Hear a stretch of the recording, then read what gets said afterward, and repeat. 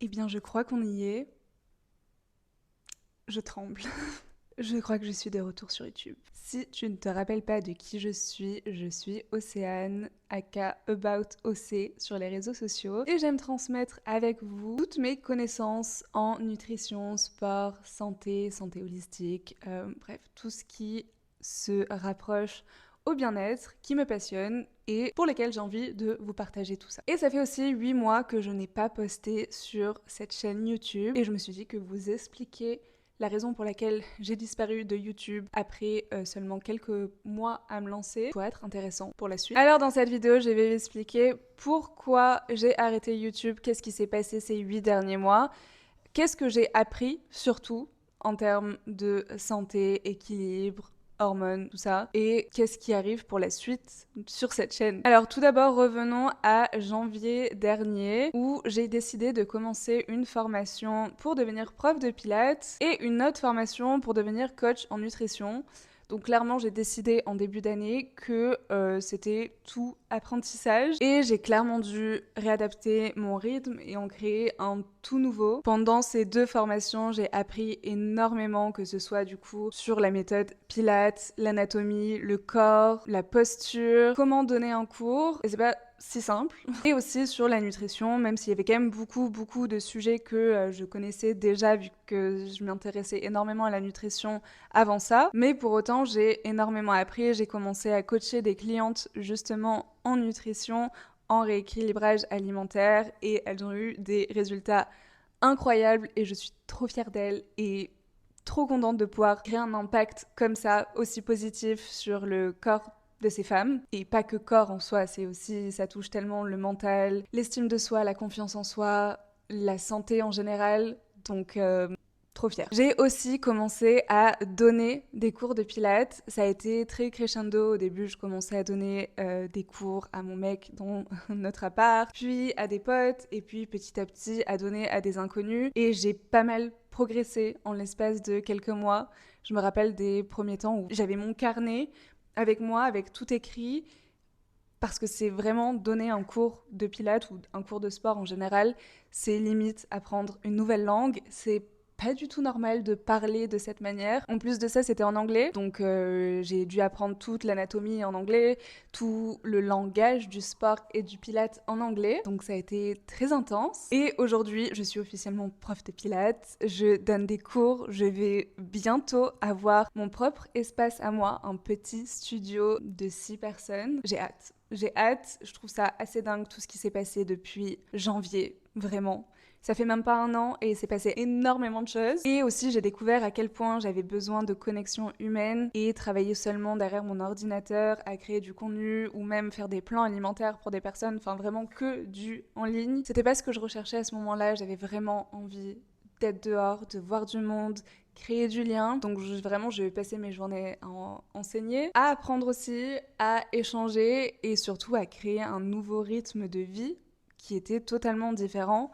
J'étais très peu à la maison, alors qu'avant, je travaillais à 100% de chez moi. Donc, big step. Et donc, clairement, à côté de ça, j'avais plus aucune énergie, même d'envie forcément de créer du contenu sur les réseaux sociaux. Donc j'ai un peu mis en stand-by, j'ai continué à poster sur Insta, mais rien de fou. Lié à ça, il y a aussi eu beaucoup de remises en question sur ma création de contenu. J'ai commencé à créer sur Insta en anglais parce que à ce moment-là, je me suis dit bah voilà, je vais être prof de pilates et je vais vouloir vraiment me nicher dans le pilates à 100%. Et vu que j'ai tous les termes en anglais, il va falloir que mon compte Insta transitionne vers de l'anglais aussi. Surtout que je ne voulais absolument rien vendre sur mon Insta et c'était juste attirer à moi des personnes de Lisbonne où j'habite. Voilà pour le Pilates. Et donc forcément, la plupart des personnes qui habitent à Lisbonne sont des étrangères, donc c'était plus simple de le faire en anglais. Et tant bien même des Français venaient à mes événements, ils parlent aussi anglais. Donc, c'était ma logique. J'ai commencé à faire mes posts en anglais, à me nicher un peu plus dans le contenu Pilates. Et problème étant, c'est que j'ai aucune envie de faire des vidéos parlées en anglais. Ça ne me dérange absolument pas de le faire en français.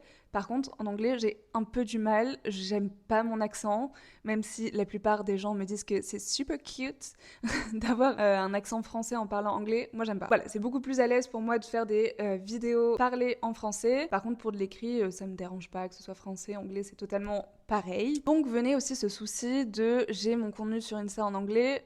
Par contre, j'ai pas envie de faire des vidéos parlées en anglais. Donc pas de réel parler, pas de voice-over et du coup pas de YouTube. Parce que aucune envie de parler en anglais sur YouTube. Donc post de YouTube. Il y avait aussi ce côté où j'avais envie de me nicher dans le pilates. Après je me suis dit peut-être qu'il faudrait que je me niche sur la nutrition. En fait je me suis rendu compte que ça fait des années que j'ai envie de me mettre dans une case de quelque chose. Avec les formations que j'ai eues, je me mets dans la case pilates. Ensuite il faut que je me mette dans la case nutrition. Non. Spoiler alert, c'est pas comme ça que je fonctionne. Et j'ai mis du temps à le comprendre. Au final, ce que j'ai compris, c'est que je ne suis pas une seule chose. J'ai aussi compris que j'étais très potentiellement multipotentielle. Et du coup, ne faire qu'une seule chose, me mettre que dans une seule case, ça m'ennuie très rapidement. Je me suis rendu compte aussi que j'avais pas envie de devenir prof de pilates à plein temps. J'avais pas envie de devenir coach en nutrition à plein temps et j'avais pas envie de devenir créatrice de contenu à plein temps. Finalement, je me suis rendu compte que j'avais envie de faire tout ça dans une même journée. Je peux pas avoir une journée qui est rythmée de la même manière tous les jours de la semaine parce que sinon je m'ennuie et c'est pas quelque chose que j'apprécie. J'ai mis du temps à le comprendre, mais aujourd'hui on en est que je sais où j'ai envie d'aller. Ce qui m'intéresse plus que tout, c'est pas que le pilates, c'est pas que la nutrition, c'est un tout.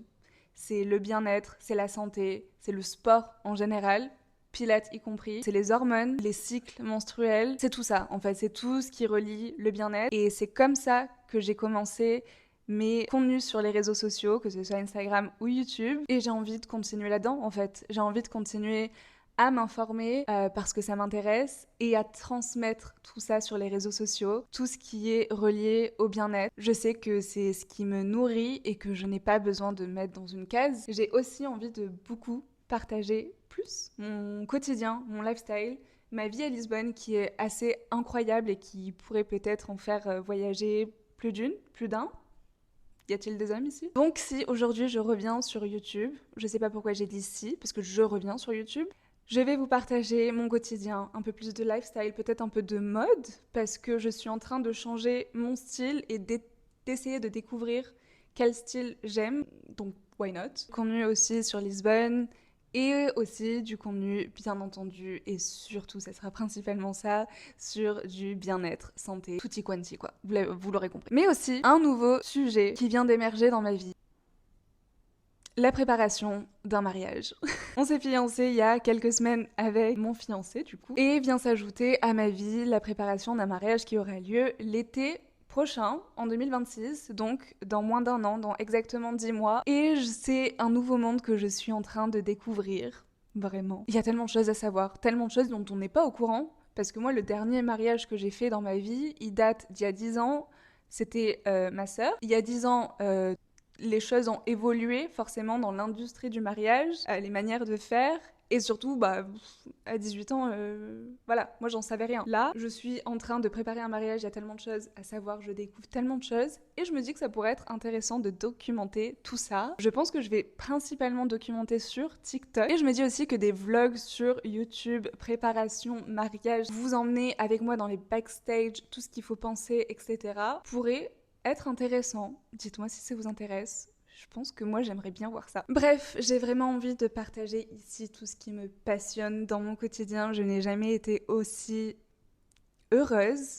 Ça me rend un peu dans ma vie en ce moment, entre un équilibre amical avec les personnes qu'il y a autour de moi, une relation extrêmement saine avec mon partenaire. On pourra parler des relations aussi et des relations saines en couple. Ça pourrait être intéressant parce que c'est un sujet qui me passionne. Une carrière qui me fait rêver dans le sport, la nutrition et la création de contenu. Et du contenu mariage, lifestyle, Lisbonne, tout ce qui me fait vraiment vibrer en ce moment dans ma vie. Et d'ailleurs, je vous ai vu, je sais qu'il y a plusieurs personnes qui ont continué à s'abonner à ma chaîne ces 8 derniers mois alors que j'étais dead dans le game, clairement. Alors merci d'être venu, peut-être d'être resté. On va voir. Mais moi, j'ai trop hâte de revenir, vraiment, pour de vrai, cette fois-ci. Et j'aimerais conclure cette vidéo avec les objectifs que je me suis mis pour les prochains mois / la fin de l'année. Le premier objectif est que je me suis inscrite à un trail de 30 km aux Açores. Alors revenons en arrière, justement là où on s'est arrêté à peu près. En janvier, février de cette année, j'ai commencé à intégrer un running club spécialisé dans les trails justement. Et tous les samedis, donc ça fait tous les samedis de ma vie depuis février, quasiment, que tous les samedis matins, je me réveille à 6h pour aller courir 10, 15, 20, 30 km dans la forêt. Qu'il pleuve, qu'il vente, qu'il fasse 30 degrés, je suis là-bas. Et c'est l'une des choses les plus enrichissantes qui m'est arrivée cette année. Il y a eu beaucoup de choses en vrai, mais ça, dans mon cœur, cette communauté, ces personnes... Incroyable. Et du coup, grande partie s'est motivée ensemble pour aller faire ce trail aux Açores. Il y a certaines personnes, eux, qui vont courir 100 km. Alors, je suis pas à ce stade.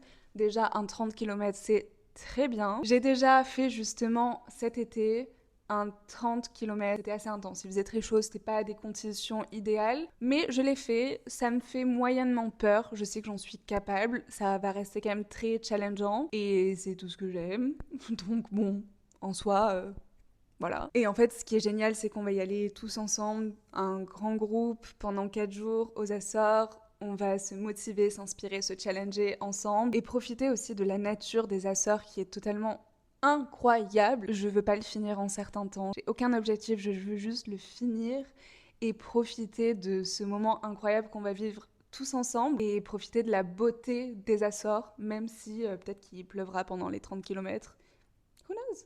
Ça va être chouette. Donc ça, c'était le premier. Et le deuxième objectif est de réguler mes hormones, réduire mes SPM et vraiment prendre soin de mes hormones. J'ai commencé à mettre en place quelques habitudes, justement. Ça fait 2 semaines. C'est très récent. Donc j'ai pas envie de vous en parler encore ici parce que j'ai pas suffisamment de recul. Mais je pense que ça pourrait être intéressant de vous embarquer avec moi dans cette aventure de réguler ses hormones et faire en sorte de vivre son cycle au mieux, sans SPM.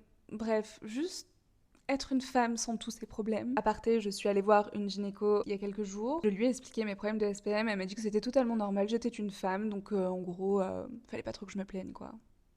Elle m'a proposé de prendre la pilule pour contrer à tout ça, chose que j'ai gentiment refusée, bien entendu. Donc, je me dis que ça pourrait être très intéressant de partager tout ça avec vous quand j'en saurai un peu plus et que j'aurai un peu plus de recul à les habitudes que j'ai commencé à mettre en place. Donc voilà, c'est mes 2 principaux objectifs santé de cette fin d'année. N'hésitez pas à me dire en commentaire quels sont vos objectifs. Ça serait ultra intéressant, déjà parce que je suis curieuse. Voilà. Et aussi parce que ça serait intéressant de se motiver, de se challenger ensemble, être globalement en meilleure santé et vivre une vie saine finalement. Donc, merci d'avoir regardé cette vidéo de comeback. J'espère que vous serez là pour les prochaines semaines. Je compte revenir chaque semaine sur YouTube. Je m'engage à vous. Donc je vous dis à très bientôt pour la prochaine vidéo. Ciao!